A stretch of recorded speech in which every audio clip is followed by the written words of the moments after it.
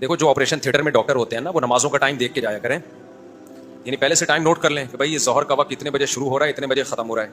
असर का वक्त कितने बजे शुरू हो रहा है, इतने बजे ख़त्म हो रहा है। और असर में उनके लिए, डॉक्टरों के लिए ये गुंजाइश है कि जो शाफ़ी वक्त है ना असर का, वो ज़रा पहले शुरू हो जाता है इमाम शाफ़ी के नज़दीक, जिस पे अहले हदीस भी नमाज़ पढ़ते हैं। तो हनफिया के नज़दीक भी उस पर नमाज़ पढ़ना जायज़ तो है।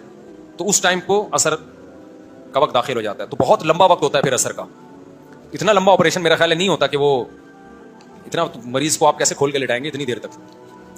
तो टाइम देख लें नमाजों का कि कितने बजे से कितने बजे तक नमाज का टाइम है। तो पहले नमाज पढ़ लें फिर चले जाएं। तो मेरा ख्याल है फिर नमाज कज़ा होने की नौबत नहीं आएगी। अब डॉक्टर टाइम देखे बगैर बस घुस गए, अब टाइम ज़ाहिर है 10 मिनट रह गया, आधा घंटा रह गया, उसमें फिर शॉर्ट होता है। बहरहाल किसी मरीज का ऑपरेशन आप कर रहे हो और उसमें यह है कि आप मरीज की जान जाने का खतरा है या बीमार होने का खतरा है उसको, तो फिर तो मजबूरी है, नमाज को छोड़ा जा सकता है। लेकिन ये हल्का मामला नहीं है नमाज का। ये लफ्ज़ कहना भी बड़ा मुश्किल है क्योंकि इस्लाम में नमाज से बढ़कर कोई चीज़ नहीं है।